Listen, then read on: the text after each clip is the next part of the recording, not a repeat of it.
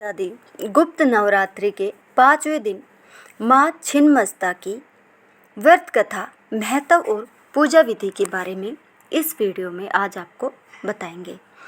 आज गुप्त नवरात्रि का 5वां दिन है और इस नवरात्रि के 5वें दिन माँ छिन्नमस्ता की पूजा की जाती है।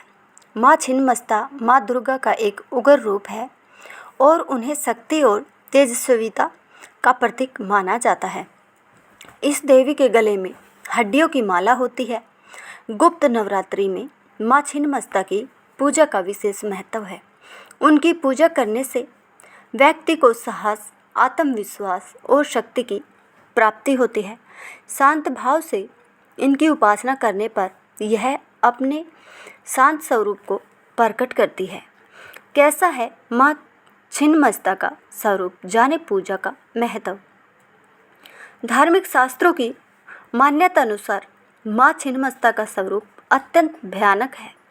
उनका सिर कटा हुआ है और उनके एक हाथ में अपना ही कटा हुआ सिर है, दूसरे हाथ में वे खड्ग धारण करती है। उनके गले में मुंड माला होती है तथा कंधे पर यज्ञोपवीत है। माँ छिन्नमस्ता की पूजा करने से व्यक्ति के अंदर साहस और आत्मविश्वास में वृद्धि होती है। उनकी कृपा से व्यक्ति के सभी भय दूर होते हैं और वह अपने लक्ष्यों को प्राप्त करने में सक्षम होता है। माँ छिन्नमस्ता की पूजा करने से व्यक्ति को अकाल मृत्यु का भय नहीं रहता है। यह भी माना जाता है कि माँ छिन्नमस्ता की पूजा करने से व्यक्ति को वाणी सिद्धि प्राप्त होती है। इस माता का पूजन मनपूर्वक करने से व्यक्ति को धन, समृद्धि और ऐश्वर्य की प्राप्ति होती है। तो चलिए अब माँ छिन्नमस्ता की कथा स्टार्ट करते हैं। एक समय की बात है, माँ पार्वती ने अपनी 2 सखियों के साथ मंदाकिनी नदी में स्नान करते समय उन्हें भूख लगी। उनके सखियों ने उनसे भोजन मांगा। माँ पार्वती ने उन्हें कुछ देर प्रतीक्षा करने को कहा, लेकिन उनकी भूख बढ़ती ही जा रही थी। माँ पार्वती ने अपनी सखियों की भूख देखी नहीं गई। उन्होंने अपनी खड्ग से अपना सिर काट दिया। उनके सिर से रक्त की 3 धाराएं निकली। 2 धाराओं को उनकी दोनों सखियों ने अपनी प्यास बुझाई और तीसरी धारा से स्वयं माँ की प्यास बुझी। माँ छिन्नमस्ता की पूजा हमें किस प्रकार करनी चाहिए। सुबह नवरात्रि के 5वें दिन सुबह उठकर स्नान करें और स्वस्थ वस्त्र धारण करें। माँ छिन्नमस्ता की प्रतिमा या चित्र को एक चौकी पर स्थापित करें। उन्हें लाल फूल, अक्षत, धूप, दीप आदि अर्पित करें। ओम श्रीं ह्रीं क्लीं ऐं वज्र वरेण्ये हुम हुम फट स्वाहा मंत्र का जाप करें। माँ छिन्नमस्ता की कथा पढ़ें या सुने। अंत में आरती करें और माँ से प्रार्थना करें। गुप्त नवरात्रि के 5वें दिन माँ छिन्नमस्ता या छिन्नमस्तिका या प्रचंड चंडिका को 10 महाविद्याओं में से एक माना गया है। छिन्नमस्ता देवी के हाथ में अपना ही कटा हुआ सिर लिया तथा दूसरे हाथ में कटार है। इस महाविद्या का संबंध महाप्रलय से है। इस महाविद्या को भगवती त्रिपुर सुंदरी का ही रौद्र रूप माना गया है। आज हम आपके लिए लेकर आए हैं माँ छिन्नमस्ता की आरती। भैरवी भी भक्ति से दिन रात चरण पखारती, संग है विजा जया का रक्त धारा बह रही। लोक मंगल के लिए माँ कष्ट भारी सह रही। सिर हथेली पर रख सदा रख भक्त गण को तारती। आइए हम छिन्नमस्ता की उतारे आरती। रक्त वसना सिर पंखड़ित, हस्त 2 तन श्याम है। छिन्नमस्ता नाम जिसका राज रपा धाम है। जो भवानी दुष्ट दैत्यों का सदा संहारती। आइए हम छिन्नमस्ता की उतारे आरती।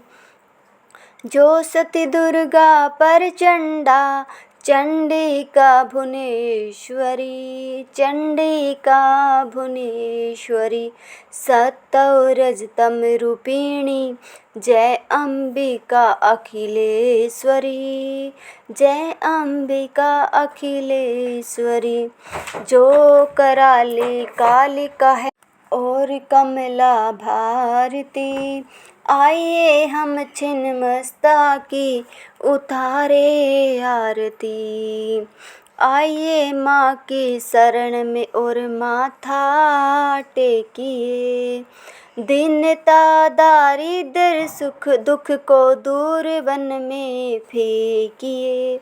भक्त के कल्याण में जननी कहाँ कब हारती, आइए हम छिन्नमस्ता की उतारे आरती। आइए हम छिन्नमस्ता की उतारे आरती। बोलो जय माँ छिन्नमस्ता की। माँ छिन्नमस्ता की कथा। दूसरी कथा। पौराणिक कथा के अनुसार प्राचीन काल में छोटा नागपुर में रज नामक एक राजा थे। राजा की पत्नी का नाम रूपमा था। इन्हीं दोनों के नाम से इस स्थान का नाम रज रूपमा पड़ा, जो बाद में रज रप्पा हो गया। एक कथा के अनुसार एक बार पूर्णिमा की रात में शिकार की खोज में राजा दामोदर और भैरवी नदी के संगम स्थल पर पहुँचे। रात्रि विश्राम के दौरान राजा ने स्वप्न में लाल वस्त्र धारण किए तेज मुखमंडल वाली एक कन्या देखी। उसने राजा से कहा, हे राजन, इस आयु में संतान न होने से तेरा जीवन सूना लग रहा है। मेरी आज्ञा मानोगे तो रानी की गोद भर जाएगी। राजा की आंखें खुली तो वे इधर उधर भटकने लगे।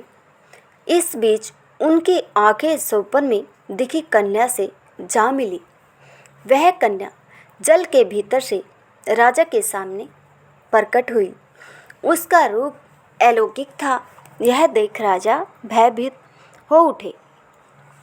राजा को देख वह कन्या कहने लगी, हे राजन, मैं छिन्नमस्तिके देवी हूँ। कलयुग के मनुष्य मुझे नहीं जान सके हैं, जबकि मैं इस वन में प्राचीन काल से गुप्त रूप से निवास कर रही हूँ।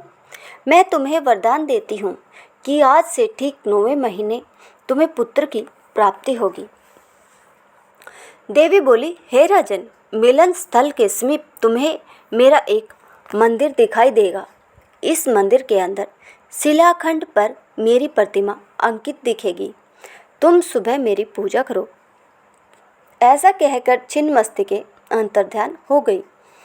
इसके बाद से ही यह पवित्र तीर्थ रजरप्पा के रूप में विख्यात हो गया। अगर आपको हमारी यह कहानी पसंद आई हो तो इस वीडियो को ज़्यादा से ज़्यादा शेयर करें, हमारे चैनल को सब्सक्राइब करें, बेल आइकन को प्रेस ज़रूर करें।